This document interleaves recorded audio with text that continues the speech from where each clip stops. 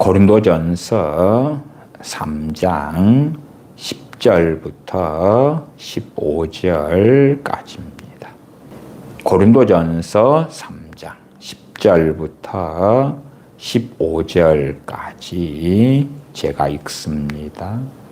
내게 주신 하나님의 은혜를 따라 내가 지혜로운 건축자와 같이 터를 닦아둠에 다른 이가 그 위에 세우나 그러나 각각 어떻게 그 위에 세우기를 조심할지니라.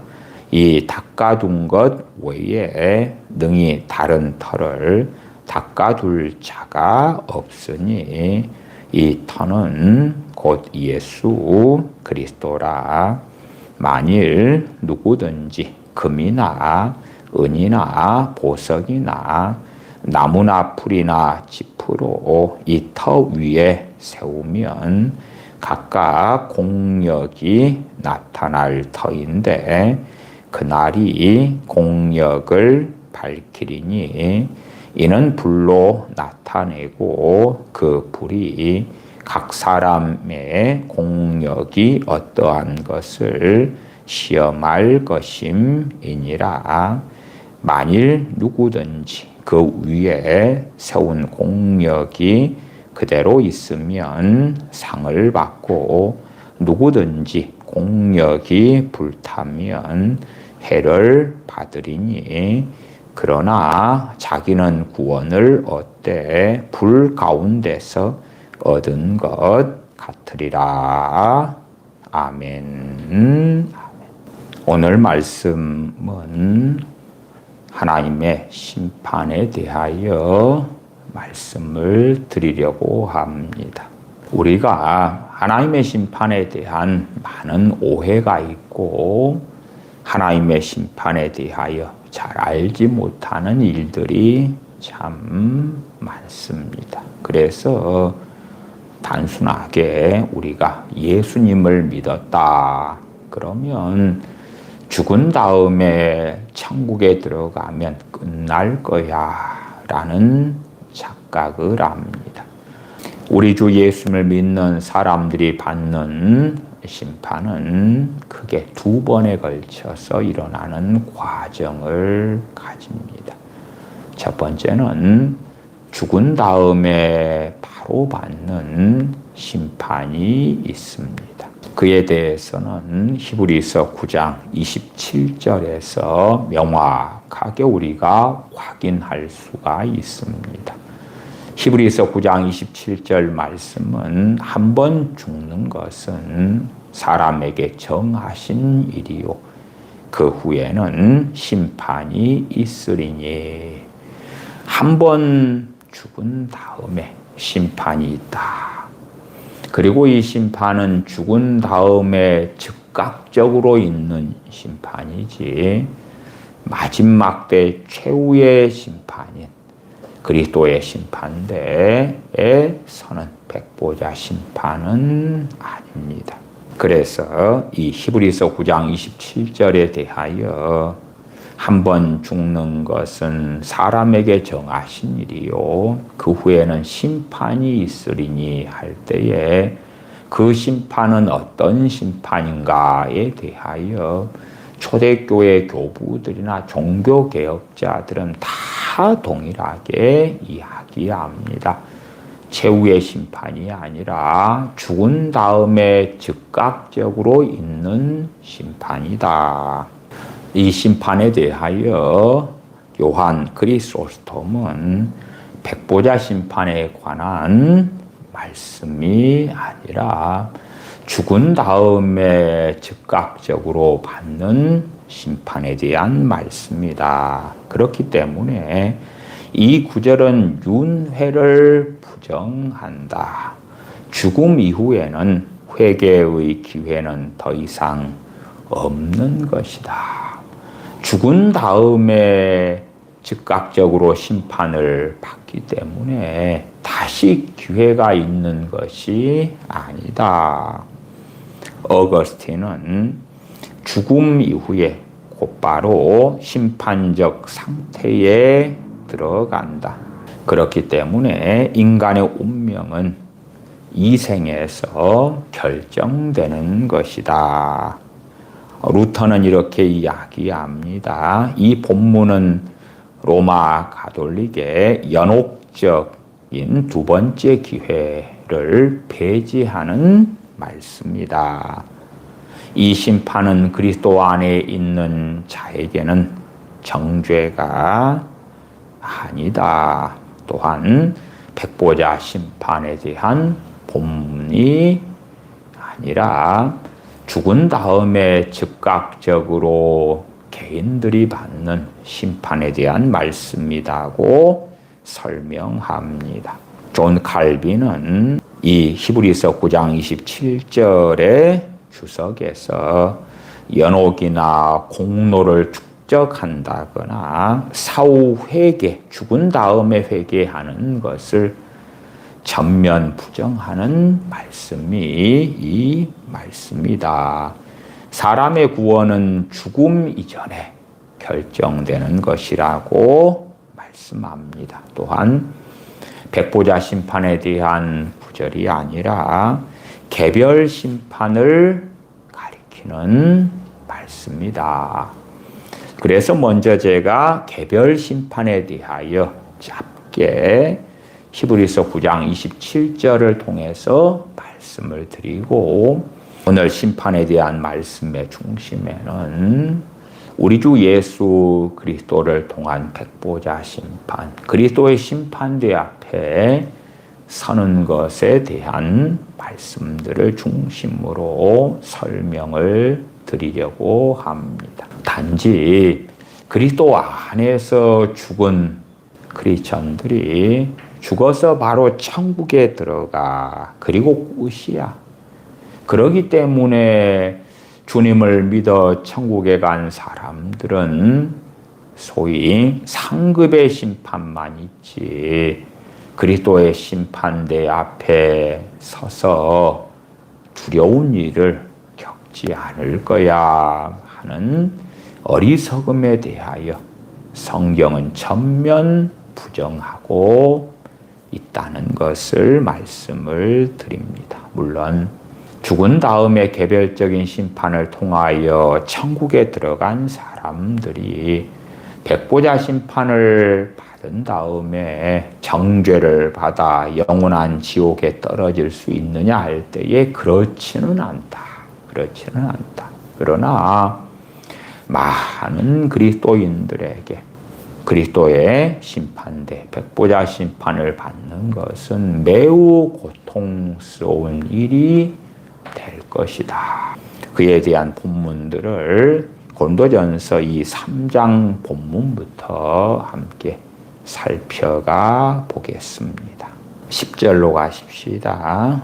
내게 주신 하나님의 은혜를 따라 내가 지혜로운 건축자와 같이 터를 닦아두매 다른 이가 그 위에 세우나 그러나 각각 어떻게 그 위에 세우기를 조심할지니라. 이 닦아둔 것 외에 능히 다른 터를 닦아둘 자가 없으니 이 터는 곧 예수 그리스도라. 예수 그리스도 우리 주님이 아니고서는 그 누구라도 구원받을 수 없음이 명확하게 증거됩니다. 12절 만일 누구든지 금이나 은이나 보석이나 나무나 풀이나 지푸로 이 터 위에 세우면 각각 공력이 나타날 터인데 그날이 공력을 밝히리니. 13절에 그날이 언제냐? 한번 죽는 것은 하나님께서 정하신 것이고 그 후에는 심판이 있으리니 할 때에 죽은 다음에 즉각 천국이냐 지옥이냐 받는 심판인가, 아니면 최후의 심판에 대한 말씀인가 할 때에 여기에서 그날은 최후 심판의 날을 말씀하는 것입니다. 그렇기 때문에 주님을 믿는 사람, 그리스도 안에서 죽은 사람이지요. 그리스도 안에서 죽은 사람들이 죽은 다음에 즉각적으로 천국에 들어갑니다. 그러나 아직 공력을 시험받지는 않습니다. 영원한 구원은 보장됩니다. 그러나 백보자 심판에서 우리 믿는 사람들의 공력이 시험받게 됩니다. 단순히 상급을 얼마나 많이 받느냐, 적게 받느냐, 그런 것이 아닙니다. 연말 같은 때가 되면 연예인들이 모여서 시상식을 하는 것을 보지요. 연기 대상은 누가 받냐, 최우수상은 누가 받냐, 공로상은 누가 받냐, 인기상은 누가 받냐, 신인상은 누가 받냐, 감독상은 누가 받냐. 그리고 상을 받지 못하는 사람들도 박수를 치며 함께 다과를 하면서 즐거운 시간을 보냅니다. 그렇기 때문에 그러한 시상식에서는 아무도 고통받는 사람은 없습니다. 물론 어떠한 사람이 열등감에 쩔어서 내가 저 사람보다 잘했는데 내가 받아야 되는데 뭐 그럴 수는 있겠습니다만은 객관적으로 시상식에서 누군가에게 처벌을 한다거나 누군가를 책망한다거나 그러한 일들은 일어나지 않습니다. 박수 쳐주고 환호하고 누구는 상을 받고 그렇게 즐거운 시간들로 연말의 시상식의 시간들을 가지지요. 그러나 최후의 심판의 그날에는 그러한 시상식과는 전혀 다르기 때문에 사도 바울은 고린도 교회 교인들에게 그날 최후 심판의 날에 대하여 증거합니다. 단순히 고린도 교회 교인 여러분이 예수님 믿어서 죽으면 천국 가고요. 그 다음에는 상급을 얼마나 많이 받느냐 그런 일만 있어요. 그렇게 말씀을 증거하지 않습니다.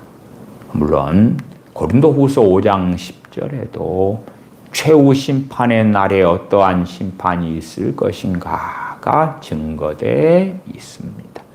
그 구절은 조금 후에 살펴보겠습니다.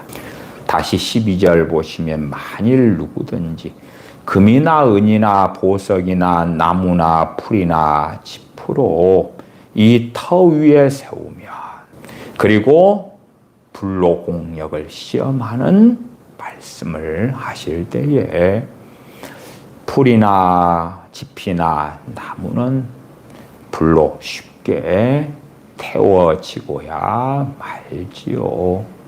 그 불은 하나님의 심판, 그리스도의 심판을 통하여 겉보기에는 하나님을 기쁘시게 한 것처럼 보이고 하나님 앞에 올바르게 선을 행한 것처럼 보이는 많은 일들이 나무나 풀이나 짚이 불에 태워져 버리는 것처럼 그렇게 다 무너지는 수치를 당하게 될 것을 알려줍니다.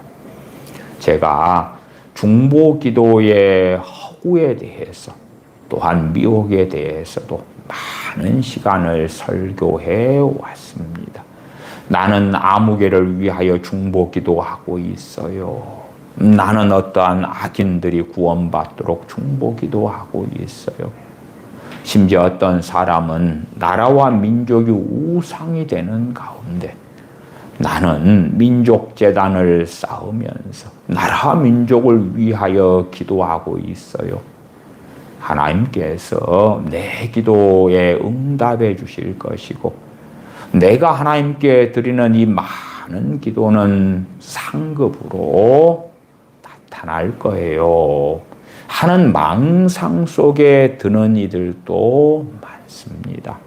또 유감스럽게도 우리 크리스천들 가운데는 우파 크리스천들도 매우 많습니다. 물론 저는 크리스천이 정상적인 눈을 가지고 있다면 좌파는 될 수 없다는 말씀은 자주 드렸습니다. 그러나 크리스천들이 정치적 선택은 우파를 선택할 수 있을지 몰라도 그가 가지는 사상으로서 우파의 사상을 진리로 가지고 있다면 그 사람도 명백히 잘못된 것입니다. 우파는 자유민주주의를 이야기하지요. 시장경제, 자유로운 삶, 각자의 선택에 의한 삶, 각자가 자기의 지도자를 뽑는 그러한 삶. 그러나 그것은 결코 성경 66권에 부합되는 것이 아닙니다. 과거에 아랍의 봄이 있었고 아랍 중동 지역에 민주화의 거센 바람이 불었어요. 그리고 많은 중동의 나라들에 민주주의가 오는 것처럼 경험됐을 때가 있습니다. 그러나 아랍 이슬람권에서는 민주주의가 된다는 것은 결국은 이슬람교인들이 중심을 이루기 때문에 극단적 이슬람, 강경 이슬람이 정권을 잡을 수밖에 없는 구조가 되는 거예요. 왜요? 민주주의는 다수결의 원칙 아닙니까? 이슬람에서 코란이 이렇게 말해. 우리 이슬람의 율법을 통해서 이렇게 하는 게 옳아. 우리 이슬람에서 이러한 후보를 내었어. 그러면 다수가 그를 지지하고 중동의 민주주의는 결국은 극단적 이슬람으로 가게 되는 결과들을 낳고야 말았습니다. 차라리 중동 같은 나라들에서는 왕정이 되면 그나마 좀 가능성이 있습니다. 왕이 어떠한 사람인가에 따라서 달라지니까. 그러나 저러한 이슬람이나 또 인도의 힌두교, 동남아의 불교 국가들 그런 데서의 민주화다 그러면 그 나라 전체가 불교로 가든지 힌두교로 가든지 알라에게 가든지 그럴 수밖에는 없겠지요. 그래서 민주주의란 것은 결코 진리가 아닙니다. 어떤 나라와 민족은 민주주의를 할 만한 준비가 되고 그러한 국민성을 가진 나라들이 있고 어떠한 나라는 그렇지 않은 것입니다. 명백하게는 하나님의 나라 천국은 자유민주주의 국가가 아닙니다. 전능하신 아버지 하나님께서 영원히 통치하시는 나라이고 하나님의 뜻이 이루어지는 나라이지 다수결의 원칙에 따라서 섬길 자를 뽑고 선택하고 하나님도 새로 뽑고 메시아도 새로 뽑고 법도 우리가 세우고 만들면서 하나님의 말씀을 폐하는 그런 나라가 결코 천국이 아닙니다. 그렇기 때문에 어떤 크리스천이 자유민주주의 투사로 부지런히 살았다. 그리고 스스로 착각하기를 나는 하나님을 기쁘시게 하는 삶을 살았어. 물론 너무나 감사하게도 그가 죽은 다음에 천국에 들어갔다고 합시다. 그리고 이제 그는 천국에서 백보자 최후의 심판을 기다릴 것입니다. 과연 그가 이 땅에서 해왔던 쌓아왔던 많은 일들이 금으로 은으로 보석으로 판명날 것인지 아니면 풀이나 나무나 짚으로 판명 날 것인지 그것은 백보자 심판 때에 결정됩니다. 죽은 다음에 천국과 지옥은 즉각적으로 결정되어서 각 사람의 영혼은 천국과 지옥으로 갑니다. 천국이냐 지옥이냐 하는 것은 죽자마자 명확히 알 수 있고 영원토록 지옥에서 어떤 사람이 보낼 것이냐 영원토록 천국에서 어떤 사람이 보낼 것이냐는 죽고 나면 명백하게 알 수 있습니다. 그러나 그것이 그 사람에 대한 심판이 끝났다는 이야기가 결코 아닙니다. 그래서 고린도 교인들에게 나아가서 우리 믿는 사람들에게 그날 최후의 심판의 날이 어떻게 이루어질 것인가를 고린도전서 3장을 통하여 사도 바울은 증거하고 있습니다.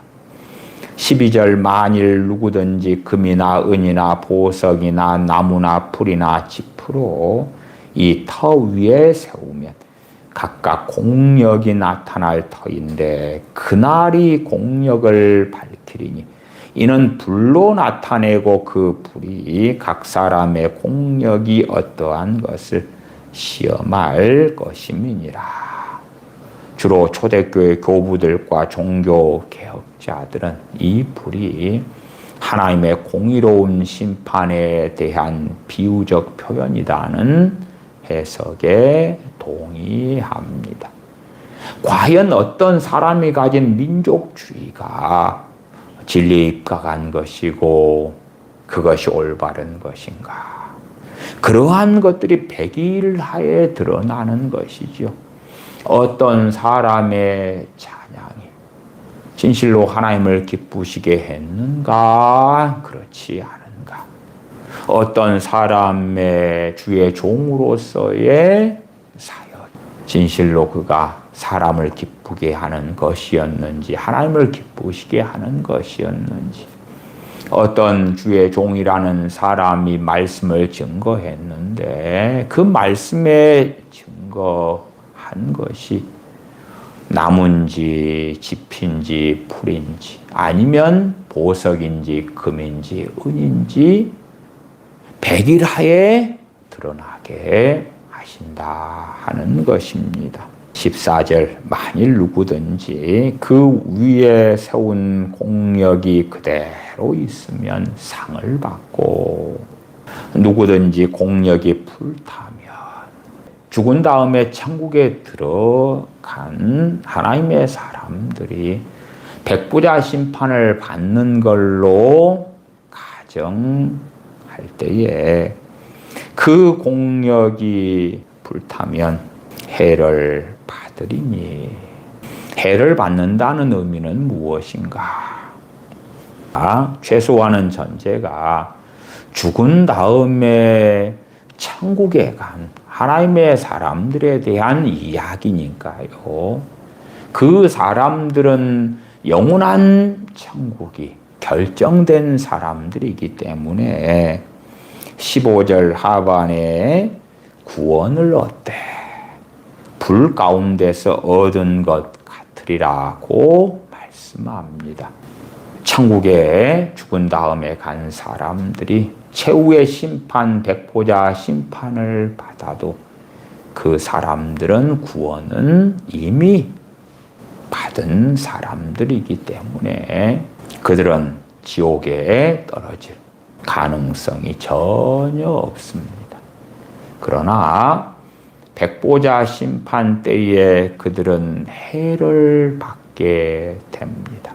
이 비유는 우리가 때때로 어느 집에서 화재가 났을 때에 살아는 났는데 해를 받는 많은 상황을 통해서 비유적으로 알 수도 있습니다.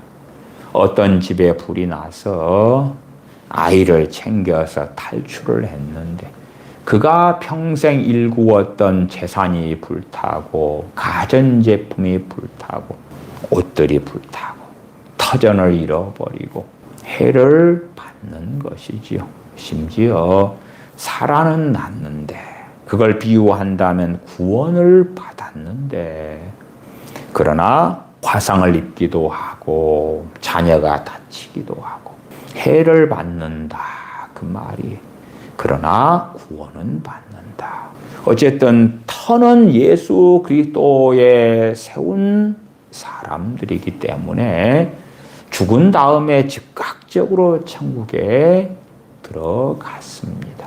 그리고 뭔가를 예수 그리스도의 터 위에 그리스도인들이 세웠다 그 말입니다. 제가 구원론에 대하여 반복하여 계속 말씀을 드리면서 선지자 세례 요한이 우리 주 예수 그리스도께서 심판주이신 것을 증거하면서 그리스도께서는 알곡은 모아 곳간에 들이고 쭉정이는 꺼지지 않는 불에 태우시리라 증거한 것도 살펴보았습니다. 쭉정이는 무엇입니까? 벼의 이삭이라면 안에 알곡이 없는 것입니다. 껍질만 있는 것이지요. 그런 이들은 우리 주 예수님을 믿는다.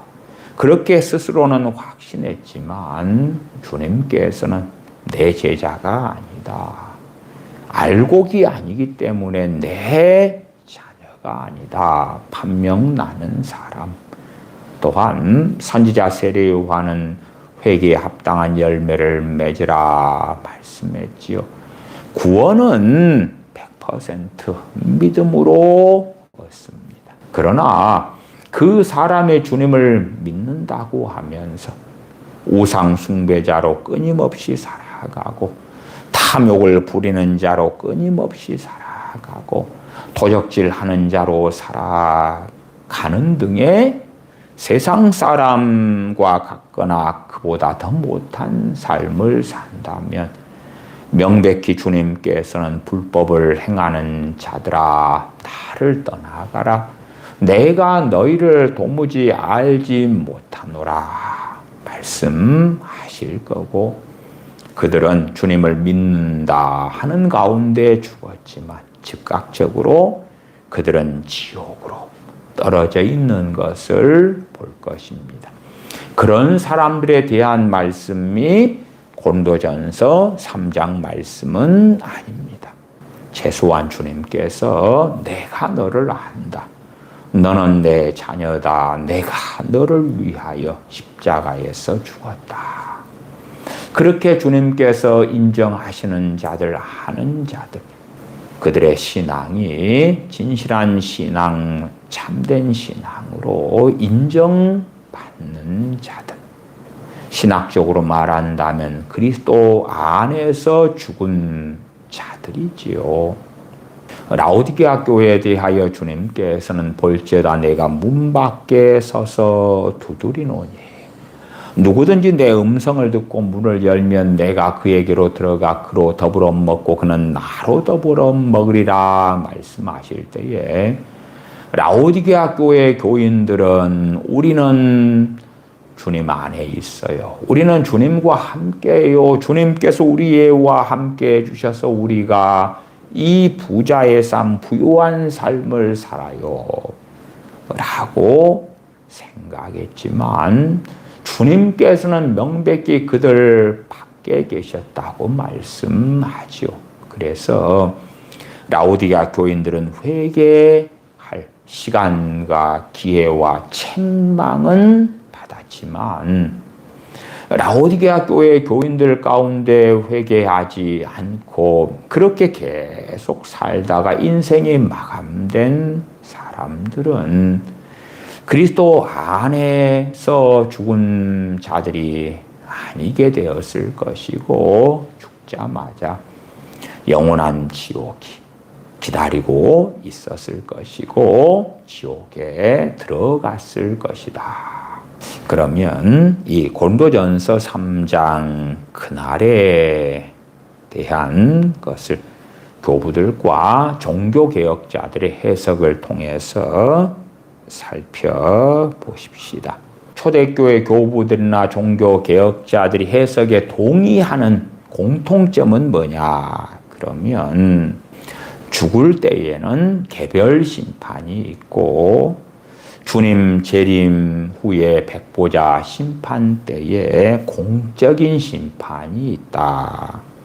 그래서 죽은 후의 심판과 최후 심판, 이 두 가지 심판이 있다는 것은 다 대동소이하게 설명합니다. 어거스틴은 이렇게 말합니다.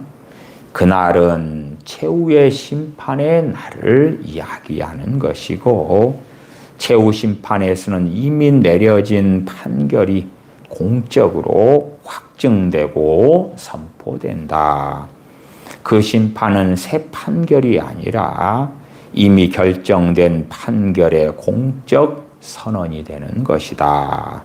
크리소스톰은 이 그날은 명백히 최후 심판의 날을 말한다. 이 날은 모든 행위가 공개적으로 다 드러나는 날이다. 심판의 반복이 아니라 심판의 단계적인 완성이라고 설명합니다. 루터는 죽을 때에 영혼은 이미 구원받든지 정죄를 받아서 지옥에 떨어지든지 한다. 이 최후 심판은 믿는 자에게는 구원의 완성이고 불신자에게는 정죄의 최후 확정이 된다. 이 마지막 날의 심판은 그리스도인의 구원을 결코 흔들지 않는다라고 이야기합니다. 존 칼빈은 기독교 강요에서 신자가 죽을 때에 영혼은 곧바로 그리스도와 함께 있게 된다. 그 신자는 그리스도 안에서 죽은 자. 반대로 그리스도 밖에 있던 자가 죽을 때는 그는 즉각적으로 형벌 아래에 있게 된다. 그리고 최후 심판인 백보자 심판을 통해서 판결의 변경이 아니라 천국이냐 지옥이냐는 이미 결정된 거고 그것이 바뀌는 게 아니라 각 사람들이 선악간에 행한 일에 대하여 직고할 것이고 그에 대한 선언과 집행이 이루어지는 것이다고 설명합니다. 매튜 헨리는 이렇게 말합니다. 죽을 때에 개인의 상태는 결정된다.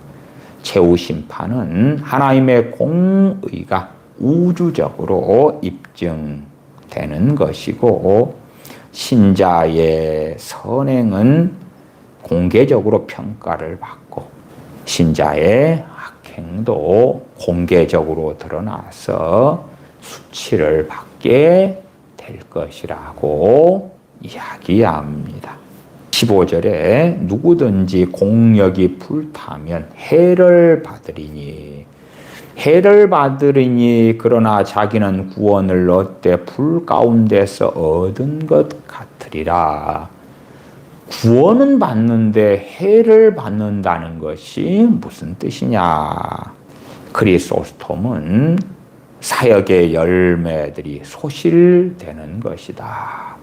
나는 이렇게 전도했는데 나는 노방전도지를 눈이 오나 비가 오나 그것을 수십 년 동안 전했는데 많은 사람들에게 전도했는데 이것이 별과 같이 빛나는 것이 될 줄 알았더니 기복주의 전도였고 오히려 복음을 왜곡시키는 것이었고 그러나 구원은 받지만 그가 한 그러한 전도 같은 것들이 상급은 고사하고 책망을 받고 그것들이 다 다 불타서 없어져 버리는 무용지물이 되고야 많은 일을 겪게 될 것이라는 겁니다.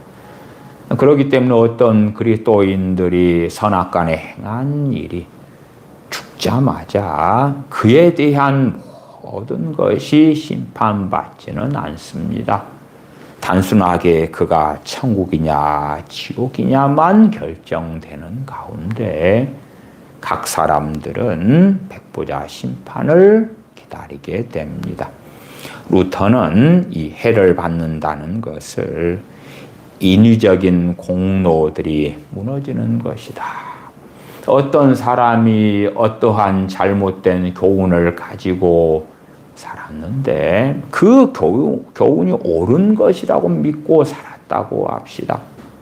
그러나 그것들이 이 백보자 심판 때에 백일하에 다 드러나서 단식하고 슬퍼하며 울게 되는 거죠. 어떠한 CCM 가수가 어느 곡을 만들어서 부르고 집회를 다니면서 찬양 사역자님 은혜를 많이 받았습니다.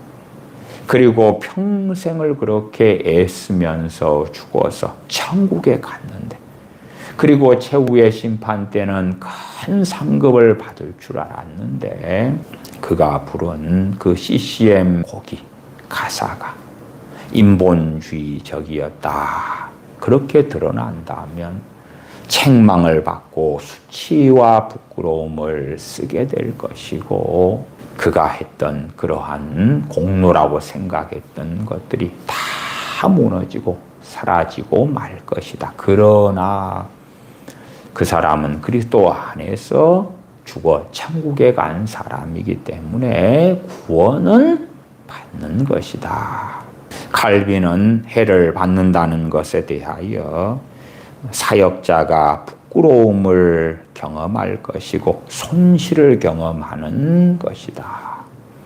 그가 했던 잘못된 사역에 대하여 백일하에 드러나기 때문에 그로 인하여 그가 영광을 얻는 게 아니라 수치를 얻는 많은 것들이 있을 것이다. 우리가 고린도전서 3장의 문맥 속에서는 성도와 교인은 하나님의 밭이고 하나님의 집이라 그랬지요. 9절로 올라가십시다. 우리는 하나님의 동역자들이요 너희는 하나님의 밭이요 하나님의 집이니라. 그렇기 때문에 이 백보자 심판 때에 고린도전서 3장의 본문을 가지고 먼저 설명하는 것은 사역자들이 그리스도라는 터 위에 집을 세웠는데 나무로 집을 세웠냐 풀로 세웠냐 보석으로 세웠냐 금이나 은으로 세웠냐 그것들에 대한 말씀을 하고 있기 때문에 가장 기본적인 이해와 설명은 사역자들의 사역이 과연 보석인지 금인지 은인지 나무나 풀이나 잎인지 하나님께서 보실 때에 비진리 가운데 세운 것인지 진리 가운데 세운 것인지 그것들이 죽어 천국에 간 다음에 바로 드러나는 것이 아니라 백보자 심판 때에 드러날 것이라고 말씀합니다.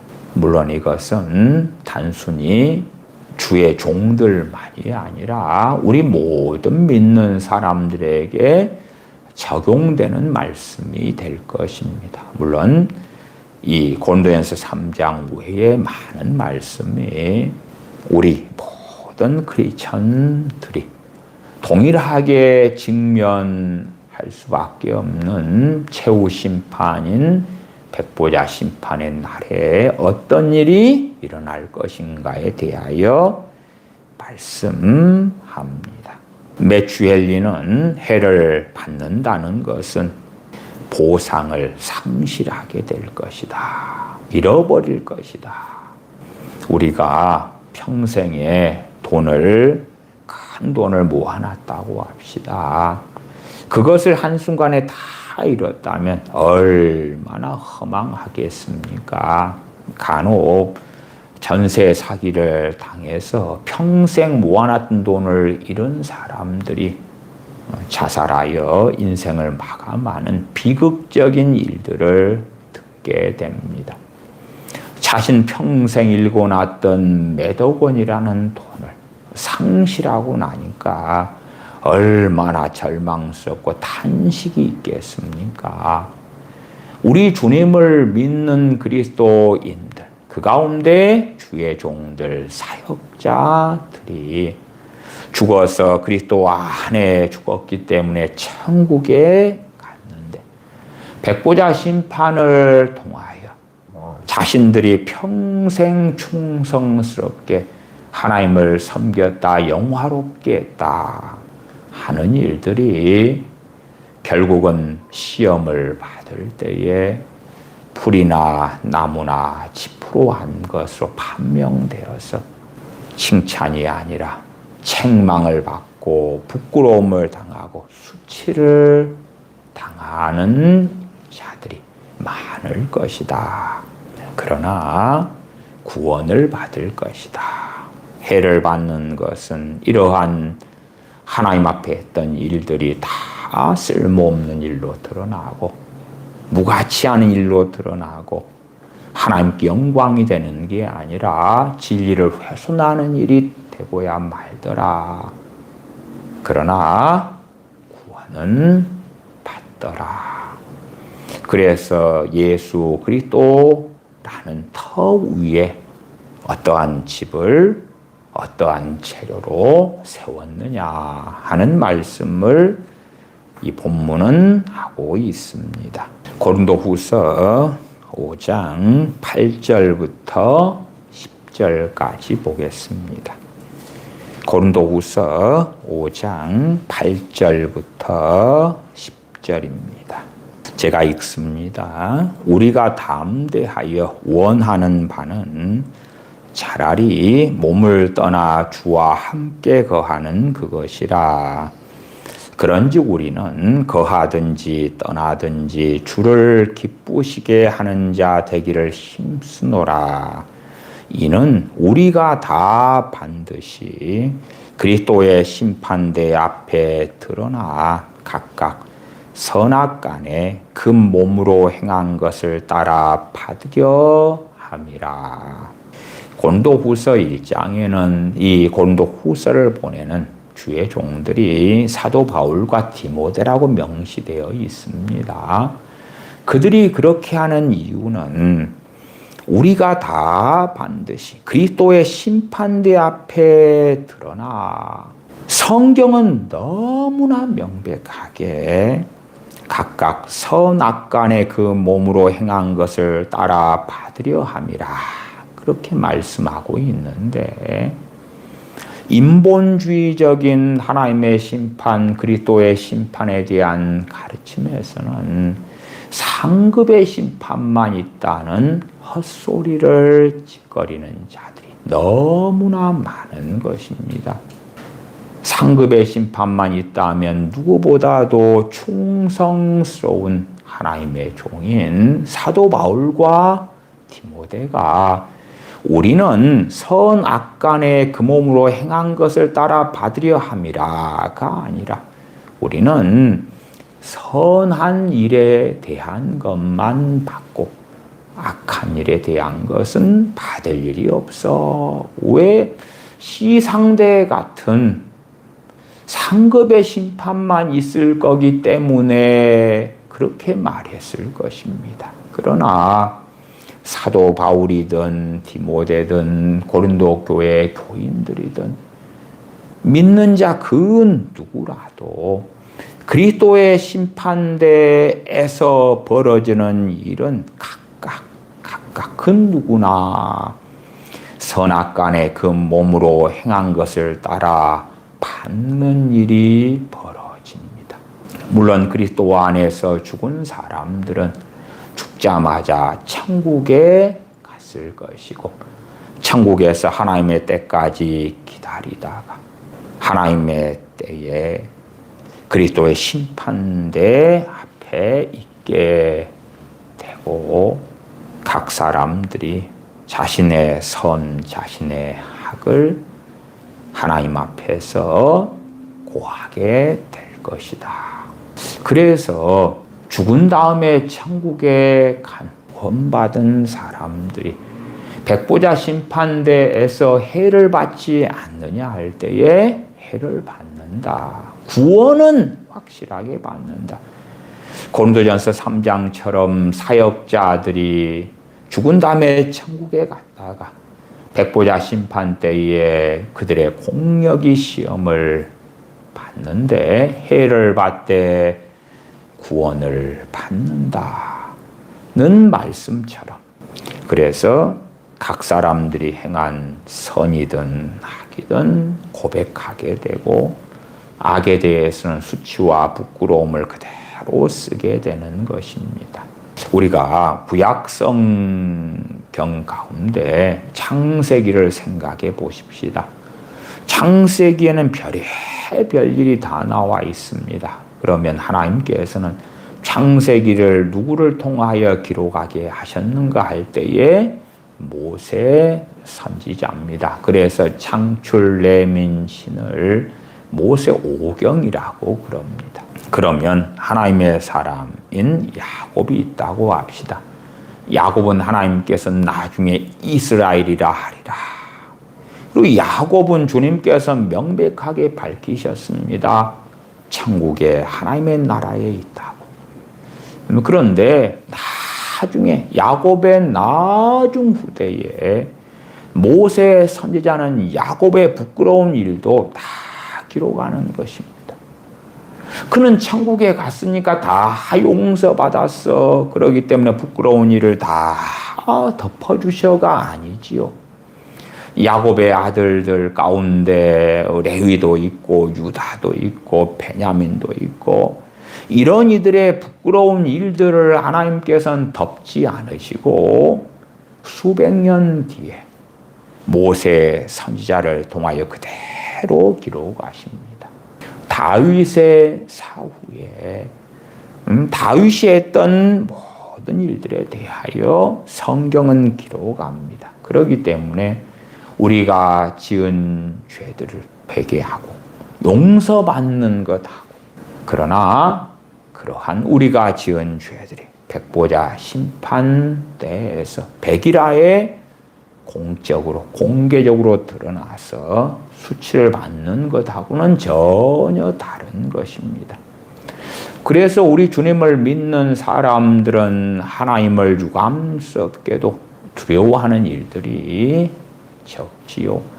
나 예수님 영접해서 믿었어. 이 땅에서 떵떵거리고 잘 살다가 천국에 들어가면 그 다음에는 상급의 심판만 있어. 상급 좀 적게 받고 말지. 그리고 백보자 심판대에는 내가 서로 선다 해도 부끄러움과 수치를 당할 일은 없을 거야. 좋은 일만 있거나 아니면 남이 상 받는 걸 구경 정도 하고 끝날 거야 하는 망상을 합니다만은 성경은 결코 그렇게 말씀하지 않습니다. 그렇기 때문에 사도 바울과 디모데는 우리는 거하든지 떠나든지 주를 기쁘시게 하는 자 되기를 힘쓰노라.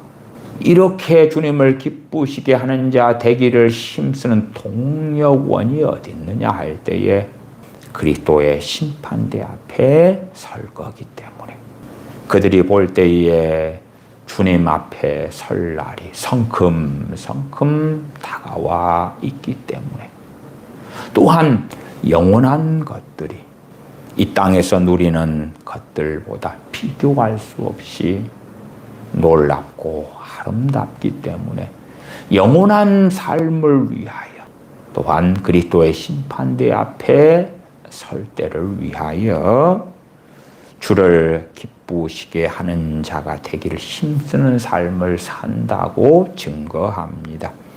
이는 우리가 다 반드시 그리스도의 심판대 앞에 드러나 각각 선악간에 그 몸으로 행한 것을 따라 받으려 함이라.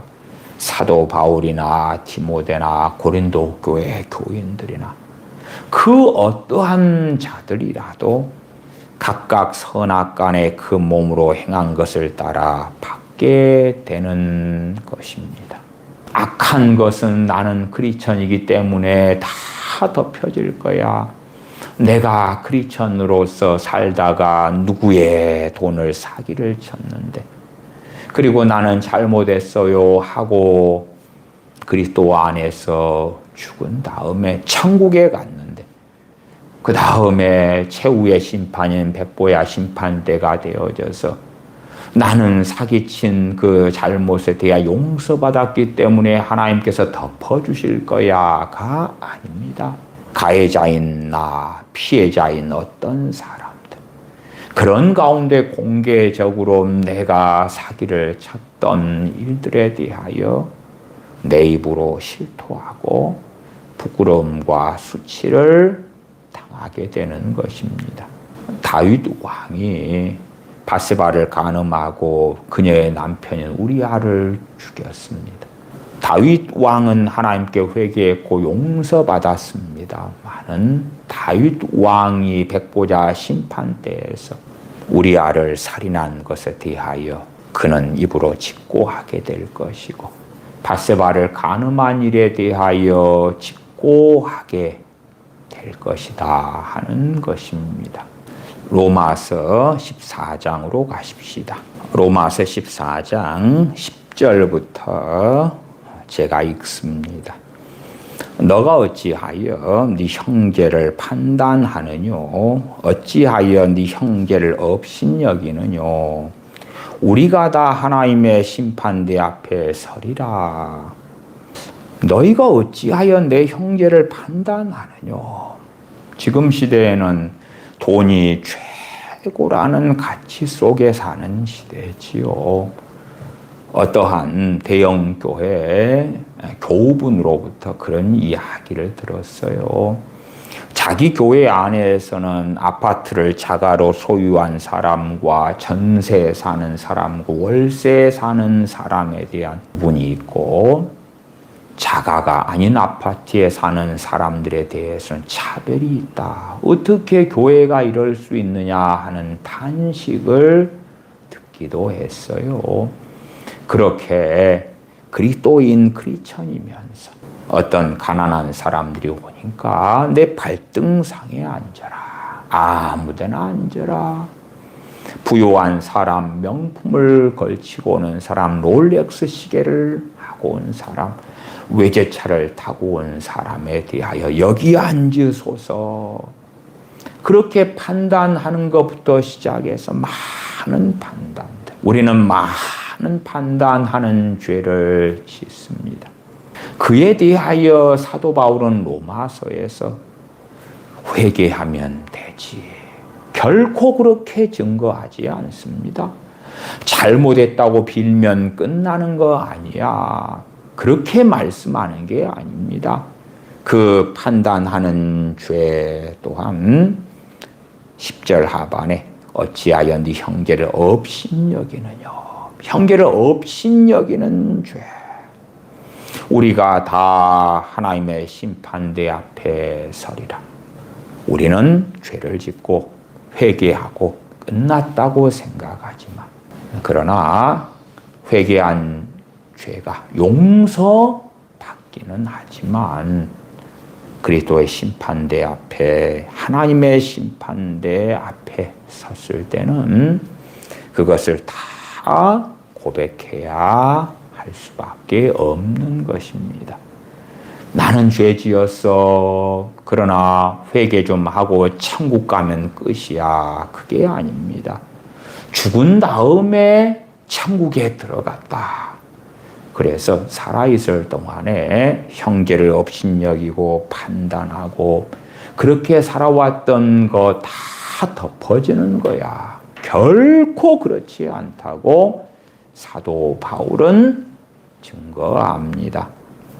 11절 기록되었을 때 주께서 가라사대 내가 살았노니 모든 무릎이 내게 꿇을 것이요 모든 혀가 하나님께 자백하리라 하였느니라. 요한계시록 20장에 백보자 심판이 나와 있습니다. 최후의 심판하시는 분은 하나님과 그리스도 우리 주님이 되십니다.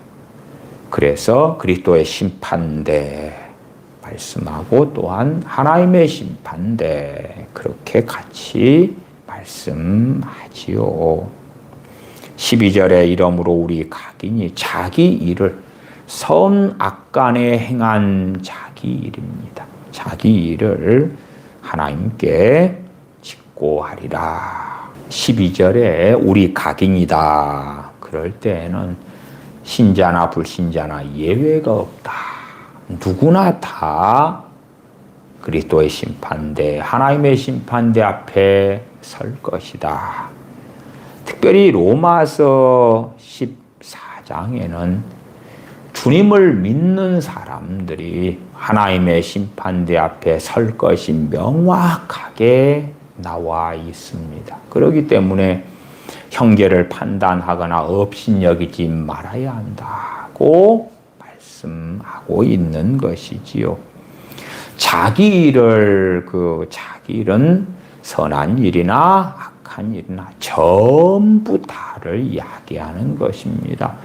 회개에서 용서받은 것들은 안 해도 돼가 결코 아닙니다. 전부 다입니다.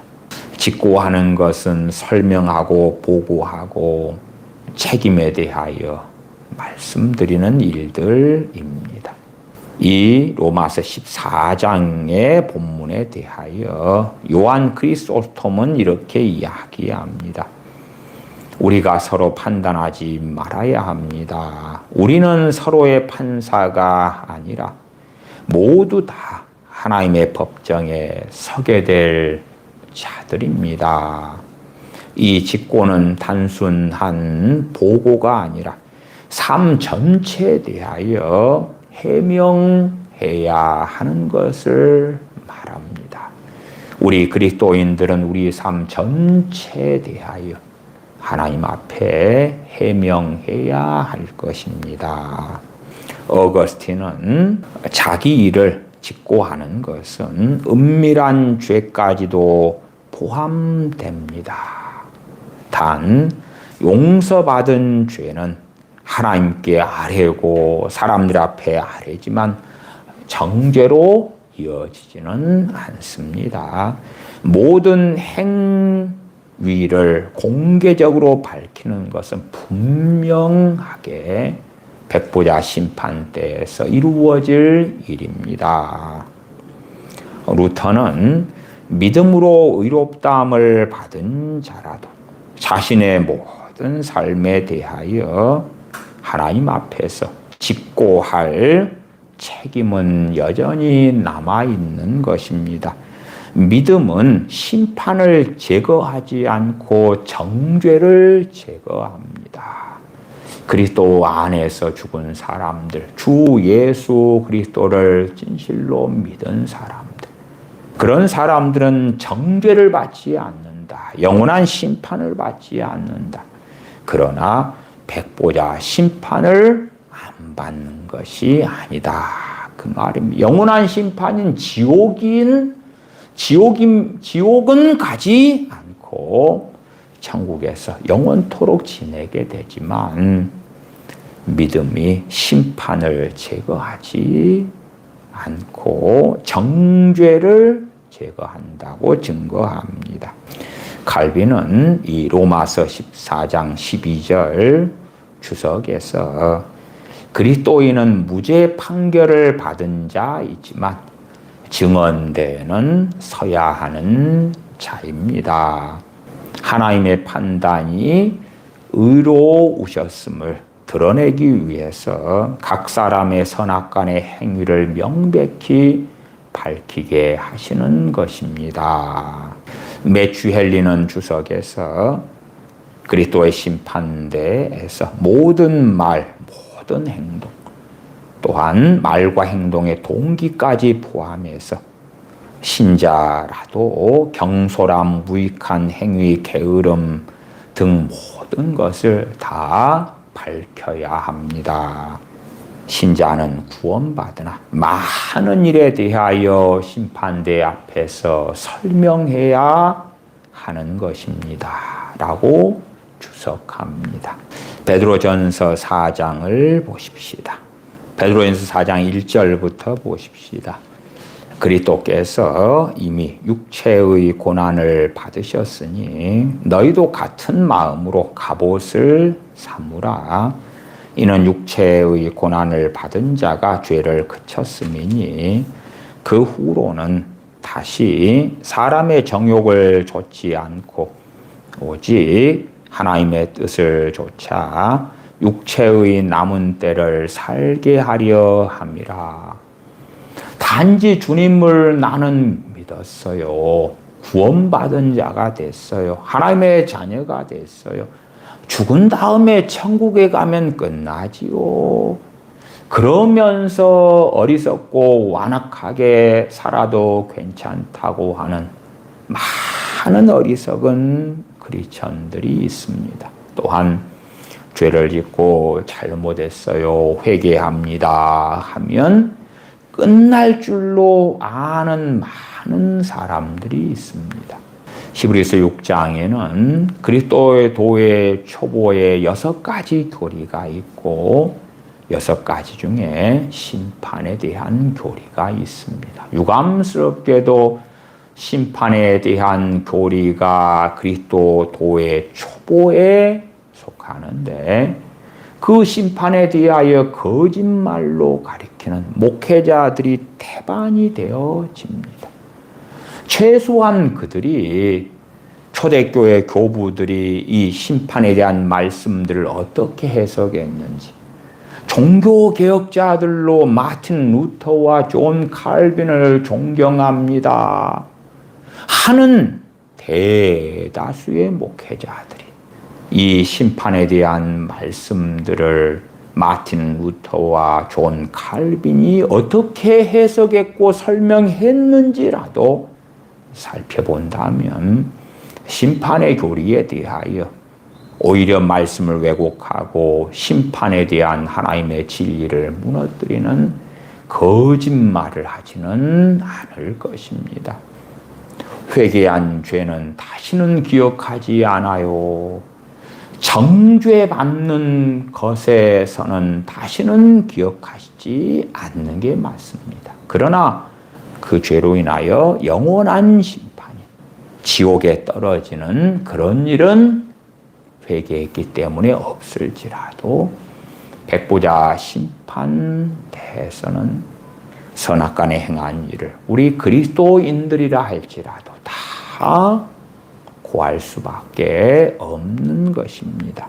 그래서 베드로전서 4장 2절도 그 후로는 다시 사람의 정욕을 좇지 않고 오직 하나님의 뜻을 좇아 육체의 남은 때를 살게 하려 함이라. 왜 우리 주 예수를 믿는 사람들이 사람의 정욕을 좇아 살지 않고 오직 하나님의 뜻을 좇아 육체의 남은 때를 살아야 하는가?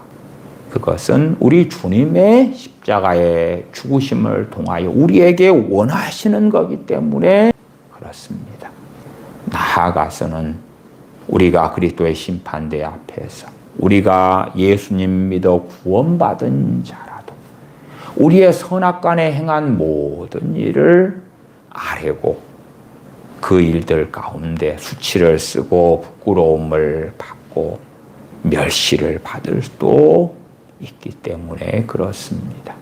그래서 야고보서에서는 원망하지 말아라. 심판자가 문 밖에 서 계시느니라 말씀합니다.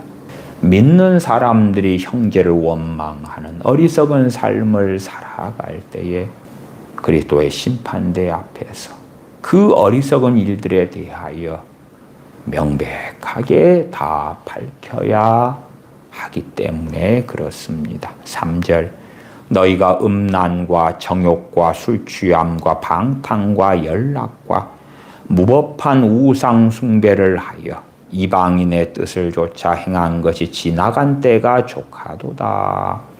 이 3절 같은 삶을 주님을 믿기 전에 살았다. 그런데 주님을 믿은 다음에도 이러한 삶을 살면 안 된다고 말씀하지요. 4절 이러므로 너희가 그들과 함께 그런 극한 방탕에 다름질하지 아니하는 것을 그들이 이상히 여겨 비방하나. 우리도 주님 믿기 전에는 세상 사람이었어요. 공중 권세 잡은 자를 따랐던 자들이에요. 세상 사람과 동일하게 이렇게 살다가 어느 때 주님을 믿은 다음에 세상 사람들과 삶의 방식이 틀리고 하는 말이 틀리고 행동이 달라지게 되었어요. 그러니까 자기들처럼 살지 않는다고 이상히 여겨서 비방을 한다. 미쳤구나. 정신 나갔구나. 어디에 현혹되었구나. 그리고 비방하는 거예요. 그러나 어떤 사람이 주님을 믿은 다음에도 믿기 전에 친구들인 세상 사람들과 똑같은 삶을 살면 그들은 비방하지 않겠죠. 물론 속으로는 예수님 믿어도 똑같구나 그러고 말겠지요. 5절입니다. 그들이 산자와 죽은 자 심판하기를 예비하신 자에게 직고하리라. 그들이 세상 사람이죠. 믿지 않는 자들이 자신들의 선악간에 행한 일들을 직고한다고 이야기합니다. 이 베드로전서 4장 5절에 대하여 요한 크리소스톰은 이렇게 설명합니다. 그리스도인들이 핍박자처럼 심판에서 제외되는 존재는 아닙니다. 그에 대한 말씀은 로마서 14장이나 고린도후서 5장 10절 같은 말씀에서 먼저 살펴보았습니다. 그러니까 베드로전서 4장 5절에 그들이 할 때에 이 세상 사람이라고 나왔으니까 우리 믿는 사람은 아니야. 그렇게 어리석게 생각하면 안 된다. 신자와 불신자의 차이점은 불신자는 정죄를 받으나 신자는 정죄받지 않는 것이다. 그러나 신자든 불신자든 각자가 행한 선악간 행한 모든 일이 공개되고 드러나는 것은 동일하다. 마틴 루터는 이 베드로전서 4장 5절에 대한 설명에서 심판은 신자에게 공포스러운 일이 아니라 진리가 드러나는 사건이다. 각자의 선악간에 행한 일들이 밝히 드러난다. 그러나 공포가 아닌 것은 그들은 정죄받는 자들이 아니라 영원한 구원을 받는 자들이기 때문에 그러하다고 이야기합니다. 그러면서 신자들이 백보자 심판 때에 그들의 악한 행위는 용서되었으나 부끄러움과 상실은 실제로 경험하게 되는 때가 그리스도의 심판 때가 되어진다고 루터는 설명합니다. 다시 이 마틴 루터의 그리스도의 심판대 앞에서의 그리스도인들이 경험하는 것을 읽어드리면 그리스도인의 악한 행위는 용서되었으나 부끄러움과 상실은 실제로 경험하게 됩니다. 존 칼빈은 백보자 심판의 범위는 산자와 죽은 자, 신자와 불신자 모두에게 해당된다. 신자에게는 상급의 심판만 있다 하는 것으로 심판을 축소해서 가면 안 된다라고 못을 박습니다. 지금 시대 대한민국의 대부분의 장로교 목회자들은 나는 칼빈의 제자입니다 라고 외칩니다.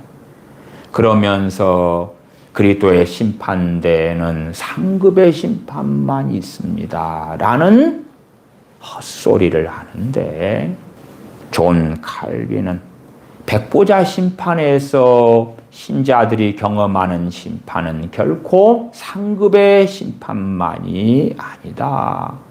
상급의 심판만 백보자 심판 때에 있다고 축소해석하면 안 된다 라고 칼빈은 말합니다. 매튜 헨리는 신자에게 이 심판은 수치이자 동시에 하나님의 은혜가 놀랍게 드러나는 자리가 될 것입니다. 신자들도 우리가 선악간에 행한 그 무수한 일들을 각자 입으로 고백하고 토설해야 되고, 거기에서 무수한 수치와 부끄러움을 당하는데도 우리 주 예수 그리스도의 십자가의 대속의 은혜로 구원받은 자이기 때문에 하나님의 그 은혜가 얼마나 큰지가 드러나는 자리가 될 것이다. 구원받은 자인데 그러기 때문에 나는 죄가 별로 없어, 나는 선량해, 나는 괜찮아, 그렇게 착각한 많은 크리스천들이 세상 사람 못지않게, 심지어는 더 세상 사람보다 완악하게 죄를 지은 것들을 실토할 수밖에 없고, 그럼에도 우리 주 예수 그리스도의 공로로 구원받은 자인 것, 그로 인하여 그 은혜 찬양하며 경배하며 감사할 수밖에 없게 될 것이다. 그래서 초대교회 교부들이나 종교개혁자들, 또 매튜 헨리, 이런 분들 모두 다 동일하게 인정하는 것은 그리스도의 심판대, 백보자 심판대에 신자도 심판대에 서는가 할 때에 예스, 예, 다 섭니다. 두 번째, 신자들의 모든 행위가 다 드러납니까? 그럴 때에 공통적으로 그렇습니다. 신자들이 선을 행한 것, 악을 행한 것 전부 다 드러납니다. 불신자들의 선악간 행한 일도 다 드러나지만 그리스도인들이 선악간에 행한 그 모든 일도 전부 다 심판대 앞에서 드러납니다. 예, 초대교회 교부들, 종교개혁자들, 매튜 헨리 누구라도 다 동의합니다. 그 모든 행위에는 나쁜 일도 포함됩니까? 예, 그렇습니다. 다 동의합니다.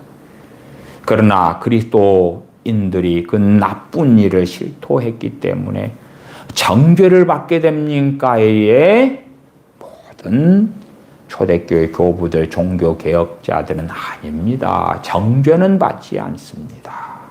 그러면 구원받은 그리스도인들이 백보자 심판대에서 경험하는 일은 어떤 일입니까? 할 때에 부끄러움을 당할 것입니다. 상실을 경험할 것입니다. 재산상의 손실이 있는 것처럼 화재가 집에 나서 이것저것 타버리고 재산을 잃어버리는 것처럼 그런 것으로 비유할 때에 그러한 상실, 내가 했던 모든 사역의 결실이 무가치한 것을 넘어서서 수치스러운 일이고 진리를 왜곡시킨 일이고 하나님을 기쁘시게 하기보다 하나님을 진노케 한 일이라는 많은 것들이 드러나고야 말지요.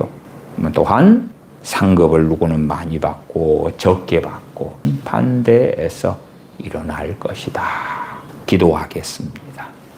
아버지 하나님, 우리는 하나님의 심판에 대한 말씀들에 대하여 어리석은 생각, 착각 가운데 살기 때문에 우리가 행하는 일들에 대하여 가볍게 여길 뿐만 아니라 어리석은 일들을 행했지만 회개하면 다 덮어질 거야 하는 착각 속에 삽니다마는 신약 성경의 여러 구절들을 통하여 백보자 심판 때에 벌어질 일들을 주의 종들을 통하여 증거해 주셨사오매 정신을 차리고 깨어 근신하는 저희가 되게 하여 주시옵소서. 선악간에 우리가 행한 일들을 직고할 때가 올 것이며 전능하신 아버지 하나님 앞에 바른 생각, 바른 마음, 바른 말, 올바른 행동으로 진리에 따라 살아가면서 우리 주 예수 그리스도를 통하여 아버지 하나님을 기쁘시게 하는 자들 가운데 저희가 살도록 은혜를 주시옵소서. 우리 주 예수님의 이름으로 기도하옵나이다. 아멘. 아멘.